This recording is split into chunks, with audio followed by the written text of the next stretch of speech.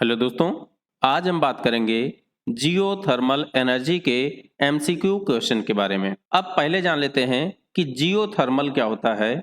तो जियो का मतलब होता है अर्थ और थर्मल का मतलब आपको पता है कि थर्मल का मतलब हो गया हीट। ठीक है, तो इसका मतलब हम लोग बात कर रहे हैं अर्थ के हीट की।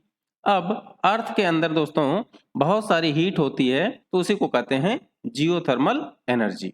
तो इसी से रिलेटेड कुछ ऑब्जेक्टिव क्वेश्चन कर लेते हैं, जो कि आपके सेमेस्टर एग्जामिनेशन और कॉम्पिटिटिव एग्जामिनेशन दोनों में बहुत हेल्पफुल होने वाला है। तो वीडियो को पूरा जरूर देखिएगा। शुरू करते हैं। How is the heat inside earth restored?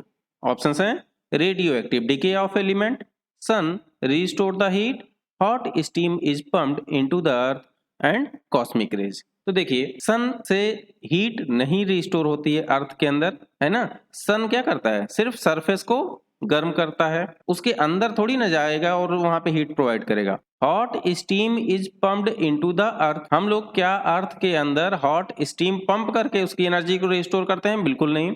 Cosmic rays, ये भी गलत है।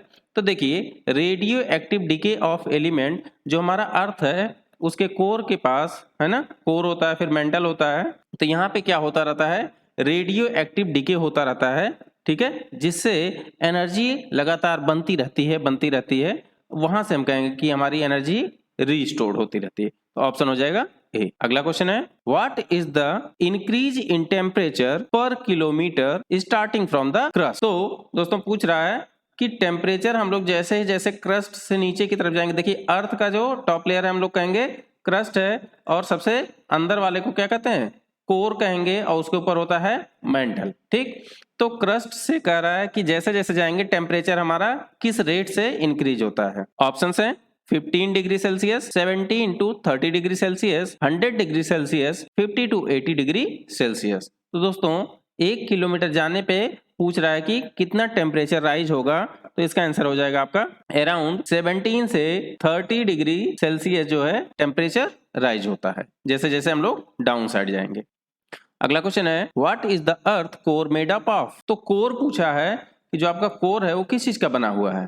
तो ऑप्शंस हैं gamma rays, nitrogen, iron, gold. तो ये गोल्ड का तो नहीं है, गामा रेज का भी नहीं है, नाइट्रोजन गैस भी नहीं है, किसका है, आयरन का। एकदम कोर जो होता है पूरा सॉलिड पार्टिकल है एकदम से, ठीक है, और ये आयरन का बना होता है। नेक्स्ट क्वेश्चन है, Which of the following surrounds the earth core? Mount Everest, mount Everest भी है ऊपर है ना, पृथ्वी के अंदर नहीं है, तो ये तो गलत हो गया। दूसरा है क्रस्ट, हाइड्रोजन और मेंटल। तो क्रस्ट मैंने बताया कि टॉप लेयर को कहेंगे, है ना, तो कोर को डायरेक्ट क्रस्ट नहीं सराउंड करेगा। हाइड्रोजन गैस, है ना, ये नहीं होगा, बल्कि इसका आंसर हो जाएगा मेंटल। अभी बताया था कि कोर होता है, कोर के ऊपर वाले सरफेस को मेंटल, और सबसे ऊपर हो जाएगा आपका कौन सा, क्रस्ट। अगला क्वेश्चन है, व्हाट इज कॉन्टिनेंटल ड्रिफ्ट? देखिए ऑप्शंस हैं tectonic plates pushing against each other, continents being pulled due to gravitational force, continents being pulled due to nuclear force, tectonic plates expand. ठीक है, तो देखिए इसका आंसर क्या होगा, इसका आंसर है ए। क्यों है ए? जो आपका अर्थ है उसकी जो लेयर्स हैं ऊपर वाली, ये एक स्मूथ लेयर नहीं है, सिंगल लेयर ऐसे नहीं है ने अंडे के छिलके की तरह एक स्मूथ लेयर नहीं है, बल्कि ऐसे कई सारी लेयर से मिलके बनी है।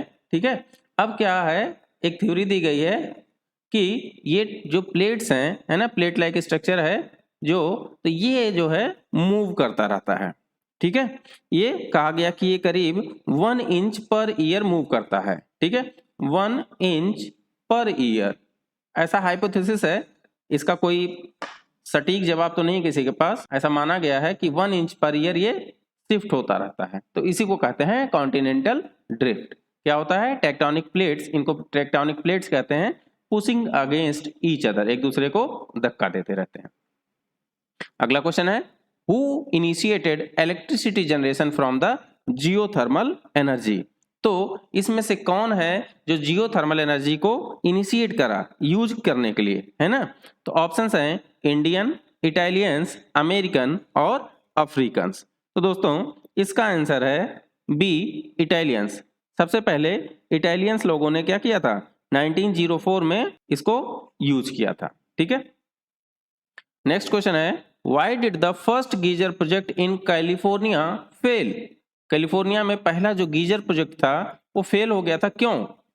Did not find geothermal site, insufficient steam, corrosion of equipment, availability of pure steam. तो देखिए, अगर जियोथर्मल साइट ना मिली होती तो कैसे फेल होता प्रोजेक्ट? इसका मतलब जियोथर्मल साइट तो मिल ही रही होगी।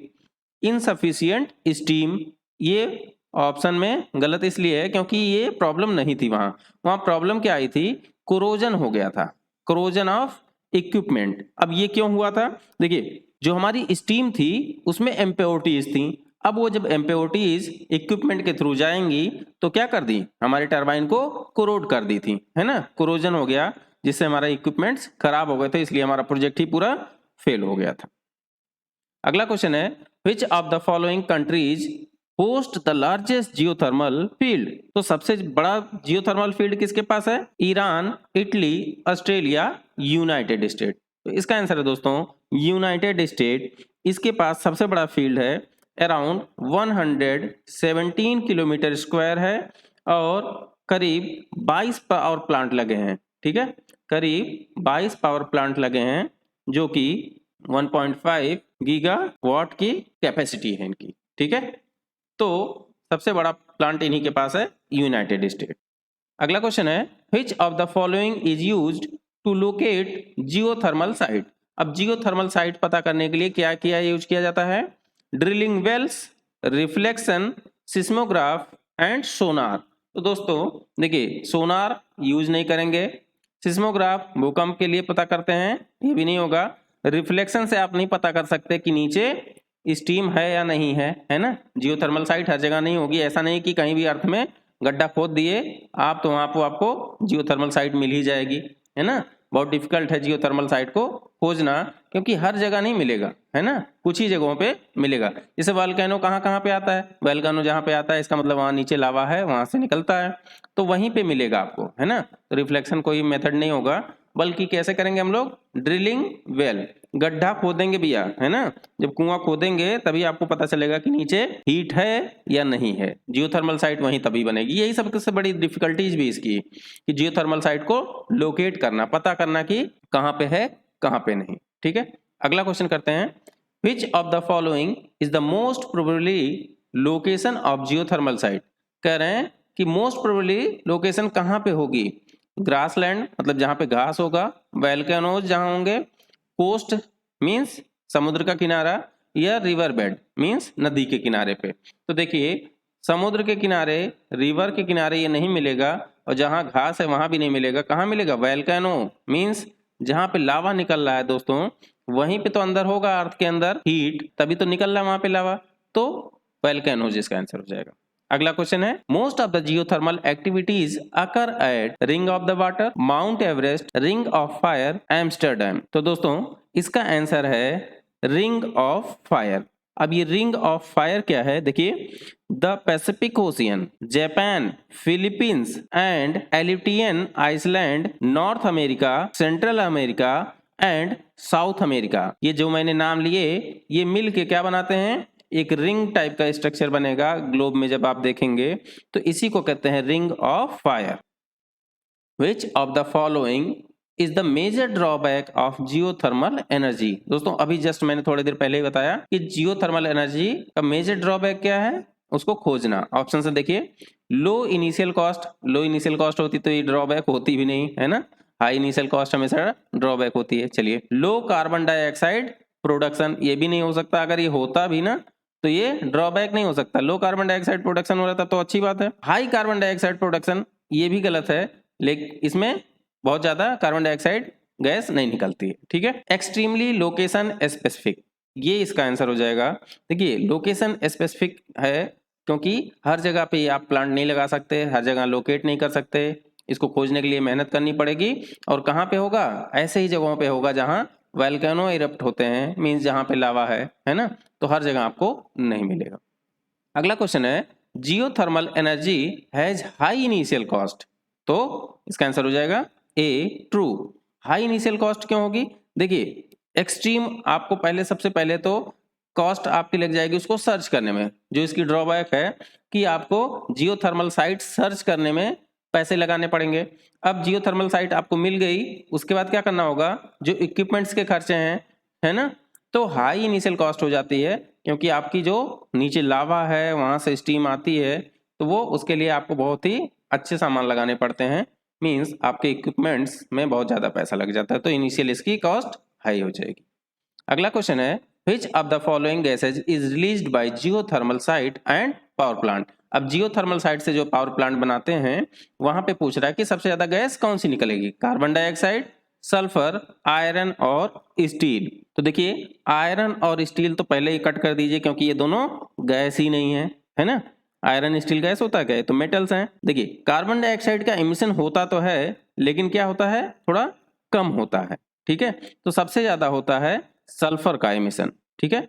तो कार्बन डाइऑक्साइड मत लगाइएगा, सल्फर गैस सबसे ज्यादा निकलती है दोस्तों।